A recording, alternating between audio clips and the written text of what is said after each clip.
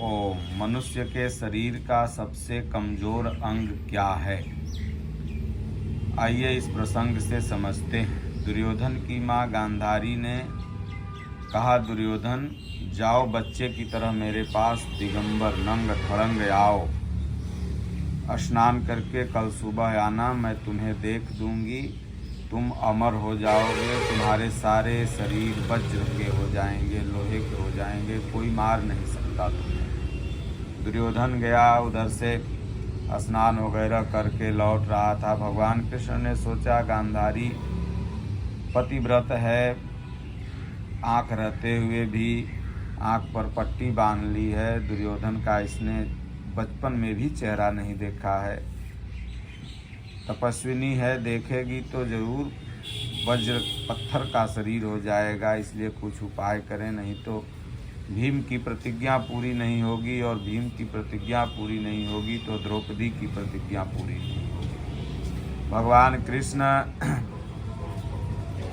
गए, बोले दुर्योधन नंग धड़ंग कहाँ जा रहे हो? बोला गांधारी माँ ने बुलाया है कि इसी हालत में आना।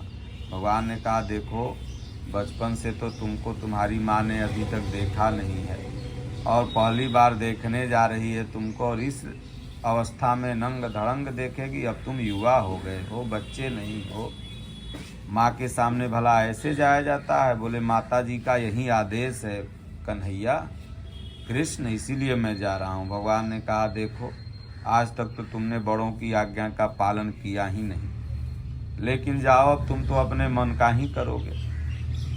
दुर्योधन सोचा कृष्ण तो ठीक कह रहे हैं, आज तक तो इनकी बात मैं या किसी की बात नहीं माना, लेकिन ये बात मानने योग्य है। माता का भले आदेश है दिगंबर आना, लेकिन मेरा भी तो कुछ फर्ज बनता है। अब मैं युवा हो गया हूँ। गया और एक केले का छाल लपेट लिया, केले का पत्ता गुप्तांग ढक लिया, और गांधारी के सामने खड़ा हुआ। बोले माता श्री, आपके आदेशानुसार मैं आ गया हूँ।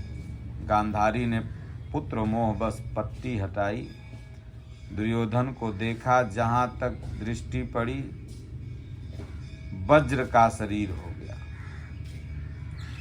जब केले के छाल पर नजर पड़ी, बोले दुर्योधन लो, उतना तो शरीर तुम्हारा कच्चा रह गया।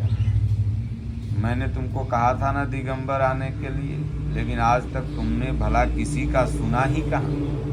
तुरंत फिर पट्टी बांध ली और रोने लगी। उसके बाद क्या नाम है,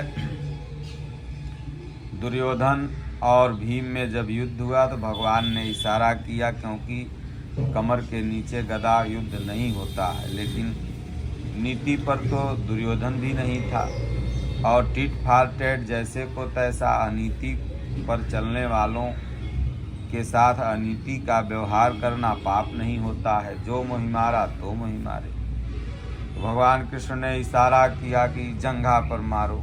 जंघा पर मारा, गदा गिरा और दुर्योधन मर गया। तो मनुष्य का सबसे कमजोर जगह वही है।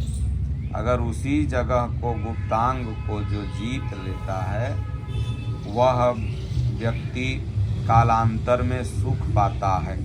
इसलिए मनुष्य का सब जगह, सब शरीर पूरा मजबूत है, लेकिन उसी का फायदा नारियां भी उठाती हैं। अर्जुन ने उसको जीत लिया था, इसलिए जब स्वर्ग लोक गया तो वहाँ पर अप्सरा को माता के समान देखा, मातृवत भाव रखा। और आजकल मर्द लोग गीता रामायण नहीं पढ़ते हैं, इसीलिए वह स्थान कमज़ोर है। मतलब उसी कमजोरी को पकड़ करके पुरुष या स्त्री एक दूसरे का फायदा उठाते हैं। आजकल अपने बाबू को लोग बाबू नहीं बोलते हैं, चाहे वो बेटी हो चाहे बेटा हो, लेकिन आपस में गर्लफ्रेंड बॉयफ्रेंड या पति पत्नी में उसको बाबू बोलेगी, उसको बाबू बोलेगा। तो ये यही कमजोरी है। पहले हमारी सनातन संस्कृति है कि पत्नियों को रे कह के बोला जाता है, इधर आओ रे। माता सीता को भगवान राम सीता बोलते थे, और माता सीता भगवान राम को आर्य बोलती थी। आर्य पति देव। तो इसलिए ये बाबू फाबू जो शब्द है ये आपके कमजोरी का फायदा है, और दोनों एक दूसरे की कमजोरी का फायदा उठाते हैं। तो शरीर का सबसे कमजोर अंग यही है, इसी को जो वज्र बना लिया उसका नभा और जिह्वा तो पूरी दुनिया में कहीं ललकारते हुए रह सकता है। ओम।